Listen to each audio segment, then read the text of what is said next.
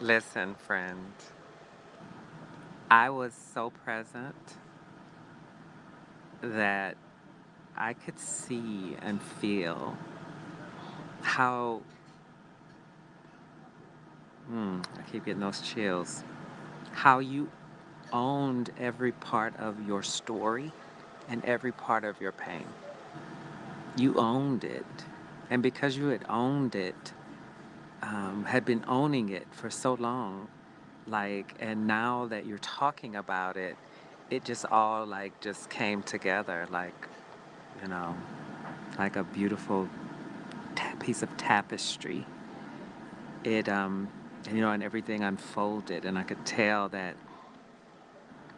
you were just like fully in your power, fully in your center, and vulnerable yet strong in what you were saying. I can't wait till I have the energy to watch it because it flowed so well and it was organic and we covered so many things and it was beautiful. Like it was like we were just we had ascended to another place. Um, and speaking of that, yes, you have ascended. Um, Even from when I heard I got cut off, my battery is low. But even from when I heard you speak of this on YouTube, there was a difference in your demeanor on your YouTube when you did this alone, when you spoke about this story alone. Um, you were different. Um, you were different. Your stature was different. The truth is that you just, bitch, you were ready. You're ready. I love you. Please let me know what your therapist says about this. Oh my God.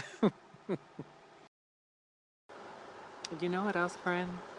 I just want to thank you for trusting me enough and allowing me to share your story with you and share your story with others. Um, that really makes, I'm really honored, like really, really honored. Um, yeah. You know, Garland, I'm so grateful for you. And yes, I shared my story the way I did with you because I was ready. When I did the initial video talking about it, I had talked about it for the first time with my therapist. And I knew I needed to do the video because doing the work that I do not only helps the world, but it is extremely cathartic for me. I heal. And in between the time that I did my video solo talking about it when it was fresh 12 days ago to doing the video with you, I was ready. I had sat with it long enough. I, like a cow, ruminated it, chewed on it, regurgitated it, put it into my second stomach, like really ruminated on that thing. And by the time you came to me and said, we need to talk about this, I feel that a lot of people can relate to your story. I feel like a lot of people need to know what to do, and your story will point them in the right direction. Won't tell them what to do, but point them in the right direction. By the time you came to me, I was ready.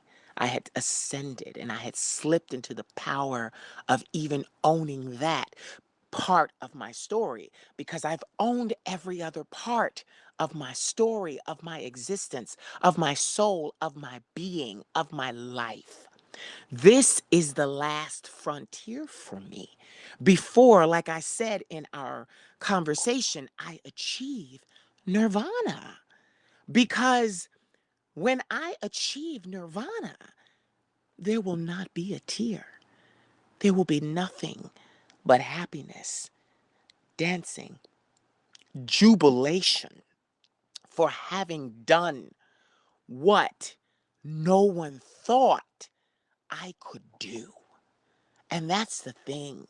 You know, I spoke about that in our conversation. I'm the black sheep of my family. They hate me because I don't share their same ideals nor their same ways anymore.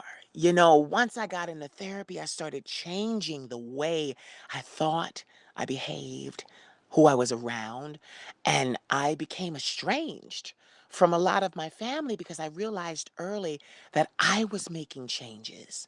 They were staying the same. They were being the way they had always been. And I was smart enough to realize that they would always be that they, without doing the work, they would never ascend to nirvana. And I'm very career oriented. I'm very work oriented.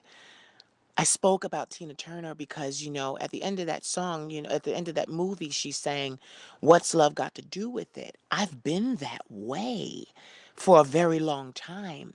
Love is not something that will snare me. Love is not something that will keep me. I need more than love.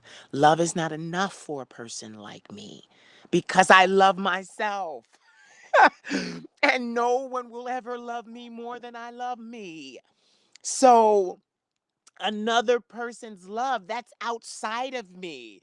I don't have anything to do with that. That's their love. They love me for reasons that are only apparent to them. It has nothing to do with me. That's their feeling. And I'm not in control of that. And I understand that. So I'm in control of how I feel about me. I'm in control of how I live my life. I don't seek to terrorize. I don't seek world domination.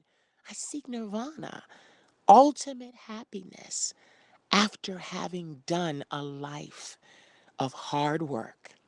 I have fought tooth and nail to be who I am and to ascend to this place that I now rest in as Bjorn Dufault, the Queen of Shade, Kali Payton, the Angel Isaiah, who is strong. I have been on a journey for a long time, and this is where the journey gets good. This is where it all turns around. And I'm ready. I'm ready. I'm completely, holistically, whole ready. I'm ready. And so the only thing that can happen now is those drums. Dun, dun, dun, dun, dun, dun, dun. That's all that can come. And then you hear Tina's voice call you when I need you. My heart's on fire. You're simply the best. I'm moving into the best stage of my life.